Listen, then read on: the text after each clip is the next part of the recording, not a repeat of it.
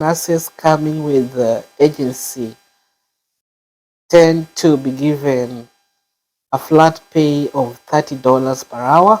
Some nurses are lucky that the agency will also give them a night shift differential if they're working night shift, which is usually between $1.5 to $2.0 per hour.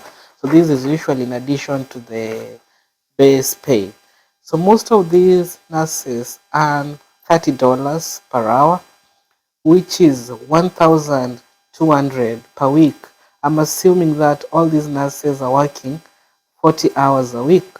So they get $30 per hour, and after working for 40 hours a week, they get $1,200. That is the gross pay. And here in the US, the pay people get pay after every 2 weeks. So after 2 weeks, this person will have earned 2,400. Then after 1 month, this person will have earned 4,800. And most of the time, these monthly pay should be higher if you try to translate it into a monthly pay, not a weekly pay. It should be higher than the standard monthly pay compared to the hourly rate that I've written, because not all months end with 28 days. When we talk of weekly pay, most of the time we are basing it on 28 days in a month, but some months have 29th, 30th, and 31st. So these additional days will also net you some extra cash, which if you add on this, it will push this figure up. I would say that it may go up to 5,200 from 4,800.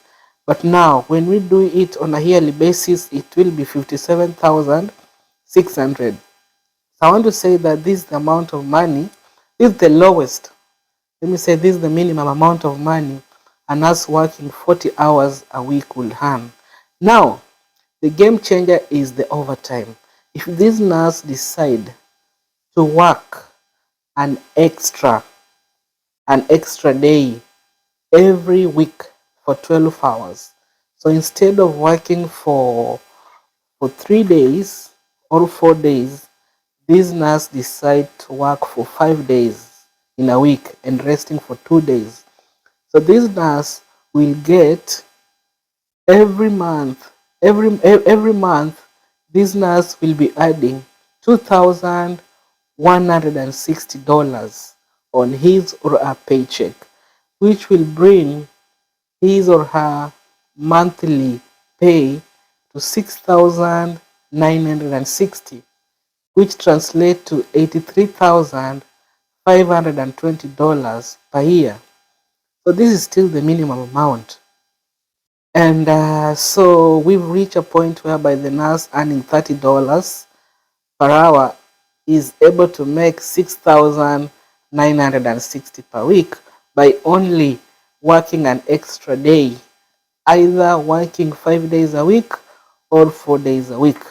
Now, when we go to the lab tech, the average pay for the lab techs who are coming here in the US is $28 per hour. And $28 per hour is 1,120 per week. I'm assuming that this lab tech is working 40 hours a week. Then every 2 weeks, this lab tech will be earning 2,240. Then every 4 weeks, this lab tech will be earning 4,480, which translates to a yearly income of $53,760. Now, as I had said before for the nurses, the game changer here will be overtime. And I'm telling you that you can never miss an overtime here in the US. If you can't work an extra shift at your main hospital, then you can work an extra shift at another hospital. So it is determination and hard work that will pull you out from the poverty and also living paycheck to paycheck.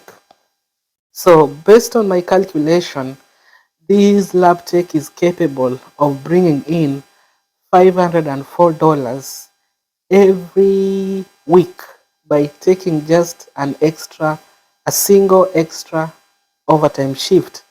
he or she can bring in $5 or $4, which translate to $1,008 after every 2 weeks.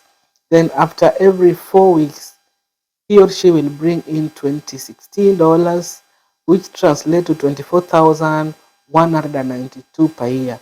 If you total these, then this lab tech is capable of earning $77,952 in a year, which translate to 6,496 per month. So from $28 per hour, if these guys work hard by only adding an extra shift of 12 hours to his or her weekly schedule, then he or she will be able to get $6,496 per month.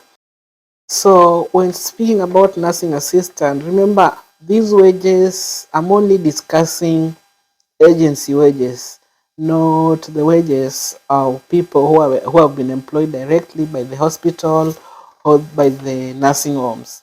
So I've talked about registered nurse, lab tech. Let me now touch on the nursing assistant.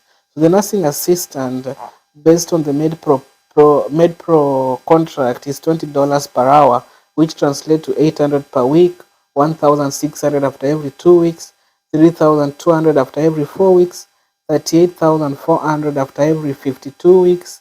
And if this person decide to do extra shift every week, then this person will be earning 360 every week, 720 every 2 weeks, 1,440 every 4 weeks, 17,280 every 52 weeks. If this person decide to pick up an extra shift every week, this will bring up his or her annual income to 55,680, which translate to 4,640 every month. Now, let me go to expenses, and I'll use the lowest earner, that is the nursing assistant, as the yardstick for calculating expenses. And I will also use my initial expenses when I arrived here in Arkansas. Arkansas is actually a fairly has a fair cost of living compared to other states here in the US. So I would say that two-bedroom house will be going for $950 per month, health insurance $450, electricity $50, gas $100, phone and internet $150, car insurance $245, car payment, that is the car loan payment, $450 per month. Relatives back at home, you could be sending them $100 per month. Then daycare, if you have a kid or a kids, you'll be paying, maybe I only had one kid, so I'm saying I'll base it on whatever I was paying, which was $500 per month. Then household food items, $300. These total expenses come to 3,335. So if I was earning these 4,640, let me assume that 640 has been deducted as the tax. Now I'm only remaining with 4,000. Now 4,000 minus 335 is 665. So I will still have 665 to save after meeting all my expenses. And if I translate this to Kenyan shillings, this will be 85,120 based on today's rate. So how many people in Kenya working as nurses, working as lab tech, working as nursing assistant can save 85,120 per month?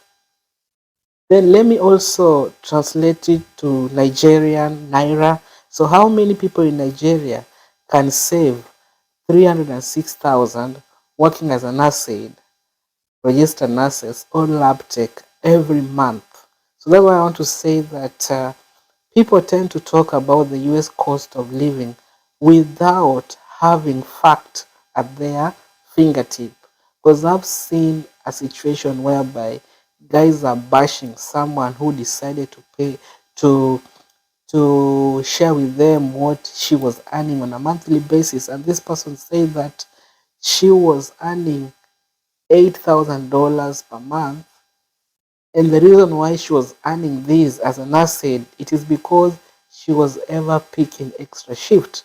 Then people started telling her that although all that money you're earning, you're only spending them on expensive, which as per what I've given, that is not true. So you can still make money. I also want to say that what matters most in the US is working hard and how far are you willing to go an extra mile, and how long will you be loyal to your objectives. Yes, because opportunity for getting extra income are always there. People are looking for workers, and if you're willing to take up those jobs, then you can easily scale up. For instance, every day, every day, there's always a need for someone to come and help where I'm working at. Every day, all the places I've worked at, there's always plenty of overtime, but nobody wants to pick them up.